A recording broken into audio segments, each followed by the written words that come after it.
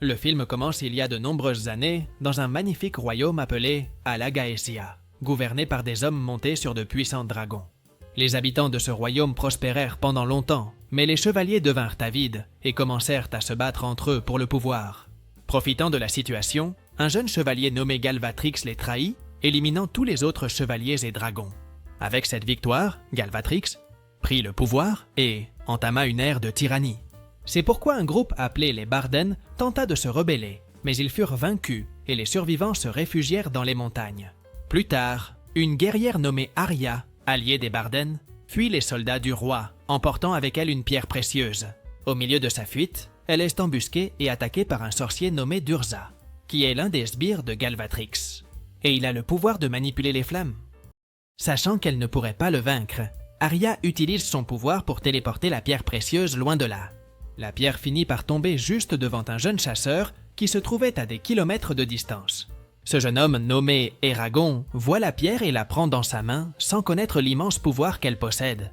Ignorant la valeur de ce qu'il a trouvé, il apporte la pierre à un boucher pour essayer de l'échanger contre de la viande de première qualité. Cependant, le boucher reconnaît l'objet et il l'avertit qu'il appartient au roi, disant qu'un article d'une telle importance n'apporterait que des problèmes à celui qui le possède. Dans un village voisin, Eragon observe de près les soldats du royaume, commettant des injustices, emportant tout ce qu'ils trouvent de précieux, y compris des poules. De plus, lorsque les jeunes atteignent un certain âge, ils sont obligés d'intégrer l'armée, et c'est le destin qui attend le cousin d'Eragon, nommé Roran. Incapable de vendre la pierre, Eragon retourne chez lui, où il vit avec son cousin et son oncle, nommé Garo. Roran, sachant qu'il sera bientôt emmené par les soldats, décide de partir avant qu'on ne l'y oblige. Garo accepte sa décision, et après avoir dit au revoir, Roran s'en va loin. Plus tard, pendant la nuit, Eragon observe la pierre mystérieuse, jusqu'à ce qu'elle commence soudainement à se fissurer, révélant être, en réalité, un œuf de dragon. Un petit dragon en est, qui, en voyant Eragon, le reconnaît comme son maître. Pendant ce temps, Durza tente d'obtenir d'Arya des informations sur l'emplacement de l'œuf, mais elle affirme que le dragon est déjà né et que son destin est entre les mains d'un jeune paysan. Le lendemain, Eragon se réveille avec le dragon à ses côtés et remarque qu'il a une marque sur sa main. Voyant que le dragon a faim, Eragon essaie de lui donner un peu de lait dans un sac, mais, par curiosité, le dragon finit par déchirer le sac, faisant renverser le lait. Soudain, le dragon entend le bruit d'une souris et l'attrape rapidement pour se nourrir, ce qui laisse Eragon impressionné. Revenant à Durza, celui-ci s'inquiète de la naissance du dragon et informe Galvatrix de la nouvelle. En apprenant ce qui s'est passé, Galvatrix ordonne une recherche intense du dragon avant qu'il n'atteigne les Barden et ne renforce le royaume.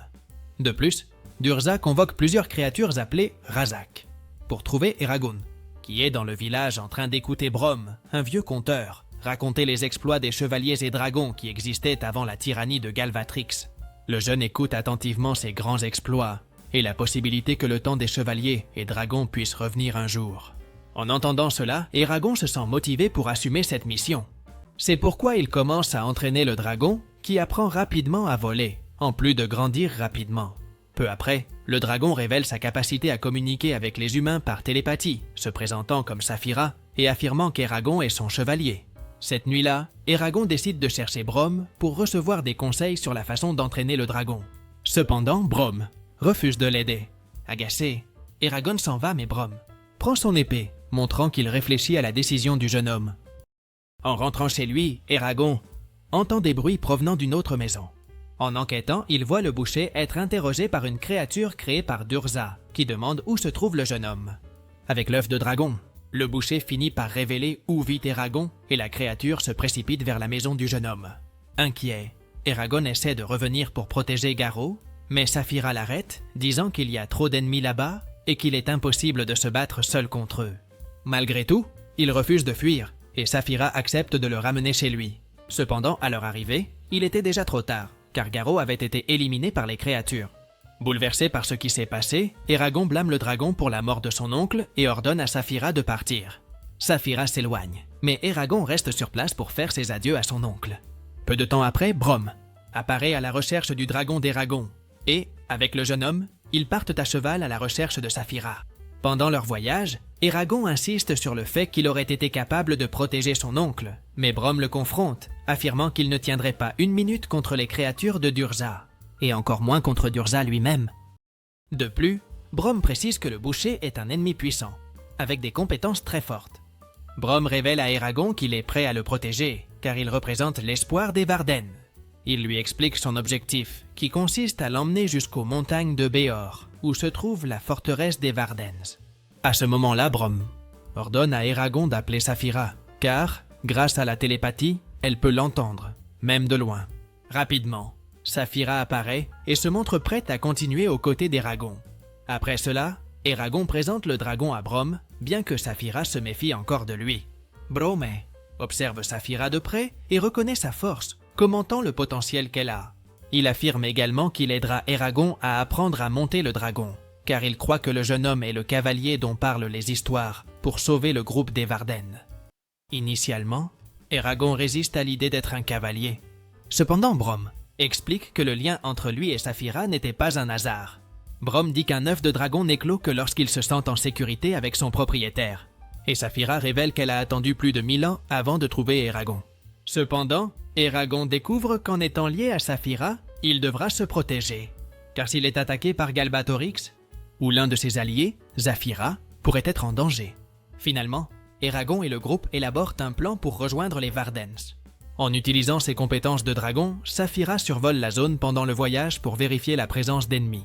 Pendant qu'ils voyagent, Saphira vole dans les cieux et sans qu'ils s'en aperçoivent, des soldats du roi observent le dragon à distance. En chemin, certains sbires du roi, connus sous le nom d'Urgal, attaquaient un groupe de personnes, et en les voyant, Eragon dit qu'il peut les vaincre.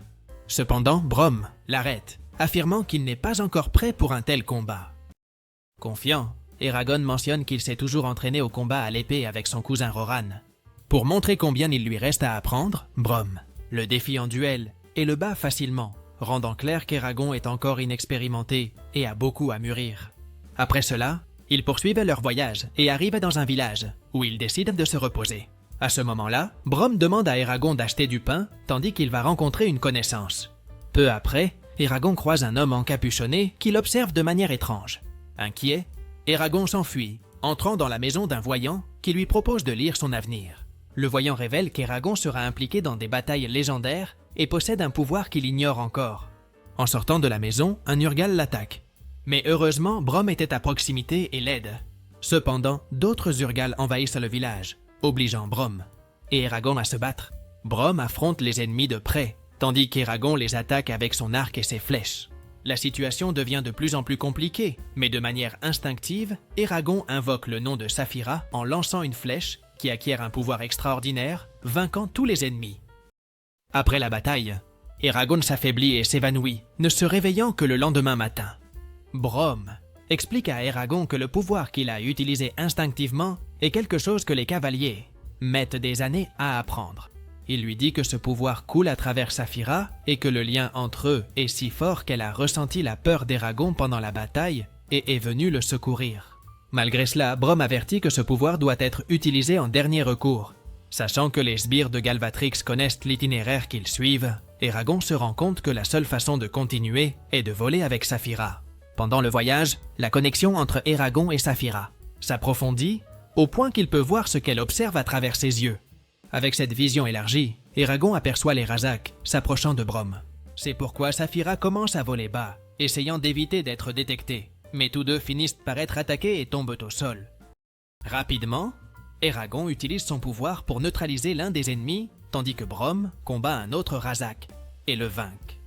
Cependant, Saphira se blesse dans la chute, et Brom critique Eragon pour s'être exposé de manière imprudente.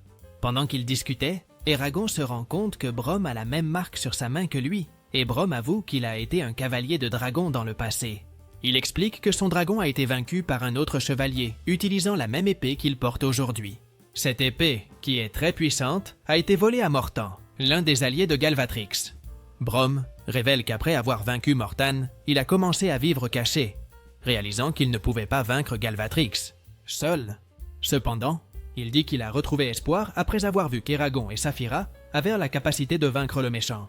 Pendant ce temps, Durza punit les Urgal pour ne pas avoir capturé Eragon et décide d'aller personnellement à la poursuite du jeune homme. Peu après, il rend visite à Arya et utilise un sort pour accéder à son pouvoir, créant une connexion subconsciente avec le jeune homme à travers un rêve. Dans le rêve, Durza fait semblant d'être Arya et supplie Eragon de la sauver. Le lendemain, Eragon raconte le rêve qu'il a eu avec Arya et révèle qu'il ira la sauver. En entendant cela, Brom tente de l'arrêter, affirmant que cela pourrait être dangereux. Mais le jeune homme ne l'écoute pas et monte sur Saphira. Décidé à sauver Arya, Saphira l'avertit que cette mission sera dangereuse, car s'il s'éloigne, il pourrait s'affaiblir. Mais Eragon continue d'avancer. Plus tard, pendant la nuit, Eragon décide d'entrer secrètement dans l'endroit où Arya était prisonnière, mais sans se rendre compte. Il est suivi par l'homme encapuchonné qui l'avait surveillé dans le village. En utilisant ses yeux de dragon, Eragon aperçoit Arya et utilise ses pouvoirs pour ouvrir les portes qui les séparent. En la trouvant, Durza apparaît pour le confronter. Rapidement, Durza invoque ses sorts, lançant des objets et des pierres vers Eragon. Heureusement, le jeune homme parvient à se défendre et neutralise une partie des attaques de Durza. Sachant qu'Eragon n'a pas encore la force suffisante pour arrêter une attaque à grande vitesse, Durza lui lance une lance. Au dernier moment, Brom s'interpose devant Eragon pour le sauver et finit par être touché. Furieux, Eragon contre-attaque et lance une flèche à Durza, le faisant disparaître. Après cela, Eragon, Arya et Brom tentent de s'échapper, mais se retrouvent bientôt entourés par les soldats de Galvatrix. Heureusement, Saphira intervient, détruisant le toit et sauvant le groupe. En quittant les lieux, il rencontre l'homme encapuchonné qui avait suivi Eragon. Curieusement, il utilise maintenant son arc pour les aider à fuir. Une fois en sécurité, Saphira atterrit. En raison de ses blessures, Brom explique que Durza est toujours vivant et qu'il ne sera vaincu que si on l'atteint au cœur. C'est pourquoi Brom remet son épée à Eragon pour qu'il puisse vaincre le méchant une fois pour toutes. Malgré cela, Eragon insiste pour essayer de l'emmener chez les Barden, mais Brom sait qu'il ne tiendra pas longtemps. Inquiet, Eragon utilise ses pouvoirs pour essayer de guérir Brom, mais il lui manque encore plus d'énergie pour y parvenir. Saphira suggère que Brom parte à ses côtés, comme un véritable cavalier de dragon. Eragon accepte, et lorsque Brom vole sur un dragon pour la dernière fois, il quitte ce monde. Peu de temps après, Arya commence à montrer des signes d'empoisonnement, encore sous l'effet du sort de Durza. Elle guide télépathiquement Eragon en lui révélant le chemin pour trouver les Barden. À cet instant, l'homme encapuchonné tombe du ciel après que Saphira soit allée le chercher et se présente comme Murtagh, affirmant qu'Eragon aura besoin de son aide pour atteindre les Barden. Murtagh partage avec Eragon son histoire de bataille contre le roi qui a détruit sa famille quand il était petit. Après avoir écouté l'histoire, ils continuent ensemble jusqu'aux environs des montagnes de Béor pour se rapprocher des Barden. Ils doivent continuer à pied, tandis que Saphira reste en alerte face à l'éventuelle arrivée des Urgal. À un moment du sentier, ils sont entourés par des ennemis et plongent dans l'eau pour s'échapper, mais finissent par être pris en embuscade en émergeant de l'autre côté.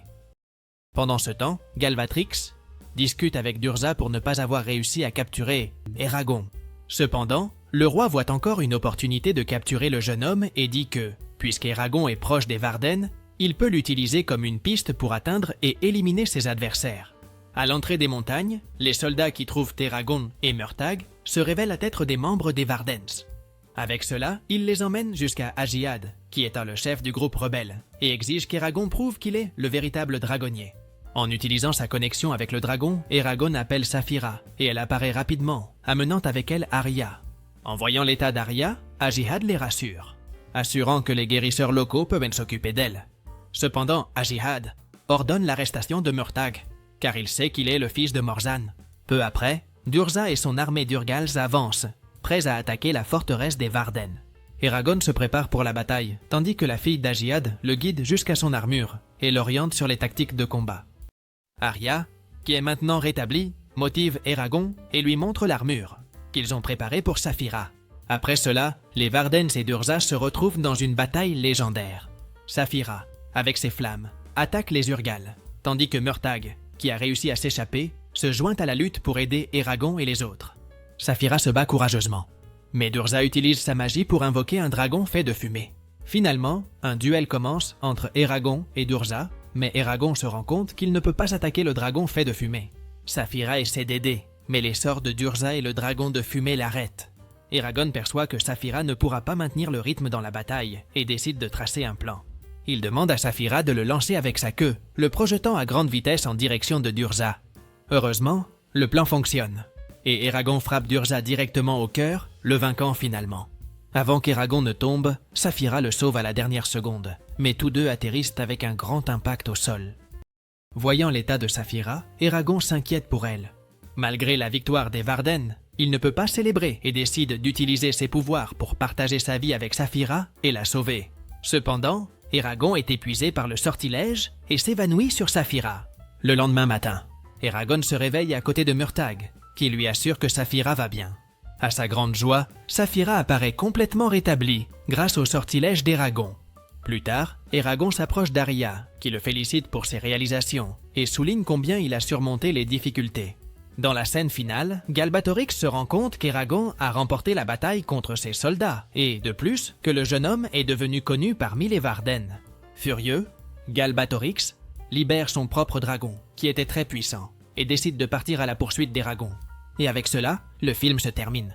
Si tu as aimé cette vidéo, n'oublie pas de t'abonner à la chaîne, de mettre un like et profite pour regarder d'autres résumés incroyables qui sont disponibles pour toi. Je te dis au revoir pour l'instant et on se voit dans la prochaine vidéo.